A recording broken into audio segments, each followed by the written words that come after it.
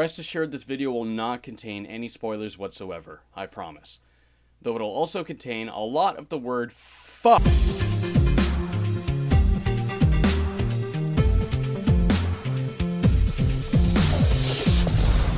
Nitro Rad.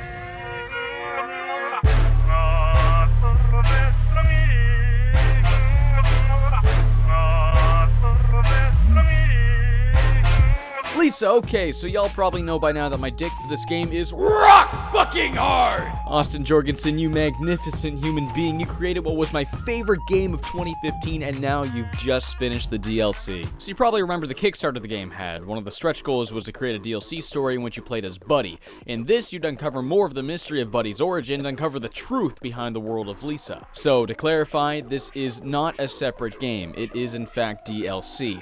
You purchase it from a separate Steam page, but it does require Lisa the Painful RPG in order to play it. So if you don't have the game and you buy the DLC, why would you do that? When launching Lisa, it'll then prompt you whether you want to play Lisa the Painful or Lisa the Joyful. After beating Lisa for the third time, seeing every little bit of content that the game offered, every hidden area and dialogue box, and the extended ending offered by Pain Mode, I had all these theories running around in my head as to where Buddy really came from and why Buzzo was doing all these awful things to Brad. Supposedly, all of the answers lie within this DLC, so why the fuck am I still talking? Let's just play the game. Lisa the Joyful's title screen is as morbid as ever. Lisa's corpse is now stained with blood, with a melancholy pink background taking place of what was once blue. So yeah, the DLC picks up exactly where Lisa left off, and since this is a spoiler-free video, I can't really show you that now, can I?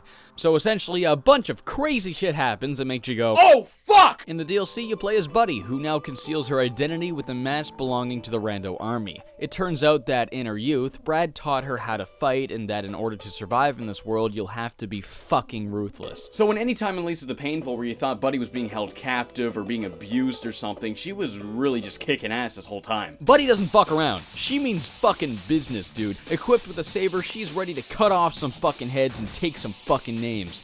Well, take off names in this case. The plot surrounds Buddy's quest to eliminate all of the world's most powerful leaders and then become the world's ruler herself. Well, after all, if she becomes the strongest person on the planet, ain't no one gonna fuck with the only girl no more. Like Lisa the Painful, overworld gameplay is all about exploration. You'll land in a central area that splits off into several paths. In this case, several paths all lead to the different rulers of the world. Take them out, come back, cross the fucker's name off the list, and search for who's next. This is no easy task. The bosses in this game are hard as fucking hell, and beating them without using joy is gonna be a feat and a half.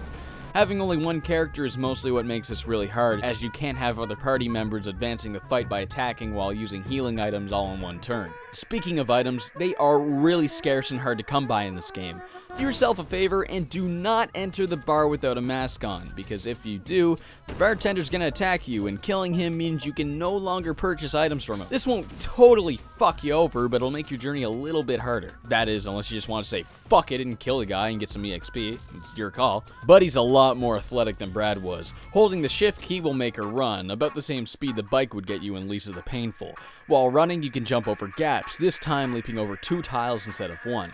The DLC is also a lot more lenient with fall damage than Lisa the Painful RPG was, as you can survive much higher falls without taking damage than Brad could. Jumping off a ledge and landing on an enemy will take them out Assassin's Creed style, avoiding a confrontation altogether. I heard about a couple of issues with the battle with this guy right here. If you initiate the battle normally instead of entering it by killing the guy on the right, the fight will not be beatable. Austin already said he's fixing it, so you might not even encounter the issue by the time you're watching this video. Again, it's awesome to know that the developer is this on the ball with fixing issues. He was with Lisa the Painful, and he is once again with Lisa the Joyful. Fucking A, man, you do your fucking job, and you do it fucking well. Unlike the main game, you will not have any party members. It's just Buddy, all on her lonesome. Well, I guess, except... but that won't last long, making you all alone. Combo attacks return, but only as long as... It's interesting how things are switched up a little bit. This time around, our protagonist is a TP type character instead of an SP combo user type like last time. Nice way to keep things fresh. Most of Buddy's special moves all rely on a timed button press, which is also new.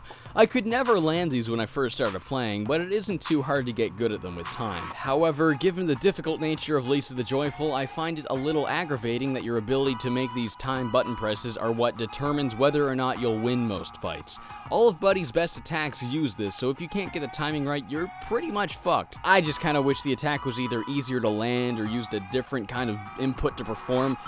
I don't know, maybe I'm just fucking bad, who knows. I want to talk about the music for a sec. The DLC sports not 1, not 2, not 10, but fucking 25 new songs. Expect to hear some familiar samples, keeping the musical style similar, but a lot of it is really different. It's fucking weird, as usual, but it's sick as hell. The battle themes will sample anything you can fucking think of, like air horn and trap music and violin and classical singing. I really dig the new music a lot. It does what it needs to do. It makes the boss battles fucking awesome, and it makes the emotional scenes, well, fuck. Again, expect to have your emotions destroyed, and lit on fire, and shat on, and fucking annihilated. One of the bosses, which, I can't show because spoilers, made me cry like a fucking baby. I seriously haven't been this upset playing a game since I beat the final boss of Mother 3. I remember looking down and seeing teardrops all over my controller, and, well, years from now, I'm gonna remember looking down to see teardrops all over my keyboard. One thing, though, Lisa the Painful RPG had a really good balance with all the humor. I mean, like fuck, that game was funny as hell. Though I find Lisa the Joyful really lacks that sense of humor that was present in Lisa the Painful, and I can't help but to feel it takes a little bit away from the charming personality the original game had.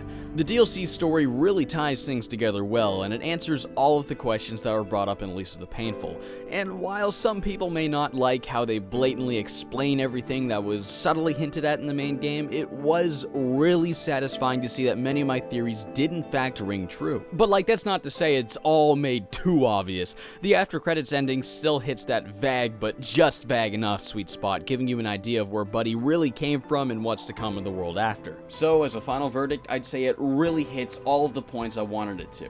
Everything I wanted to see unfolded. My only real complaint is that some parts of the game feel way too unforgiving, and that was an issue that Lisa the Painful didn't really have. Lisa the Joyful is about give or take 4 to 5 hours long, longer if you search the world for all the hidden areas. Just like Lisa the Painful, it's got great replay value with different choices you can make and lots of different collectibles you can find. The DLC is only $5, so what the fuck are you waiting for? Just hurry up and get it already. Lisa left me wanting more. And this is more. Oh, and one more thing.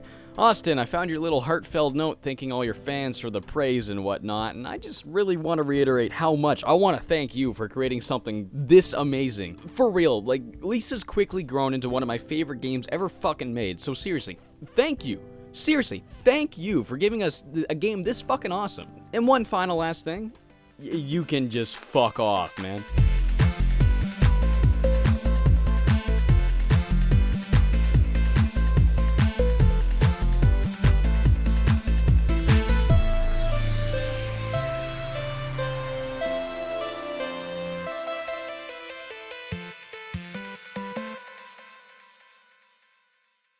Just get it already. Lisa wanted me lifting more.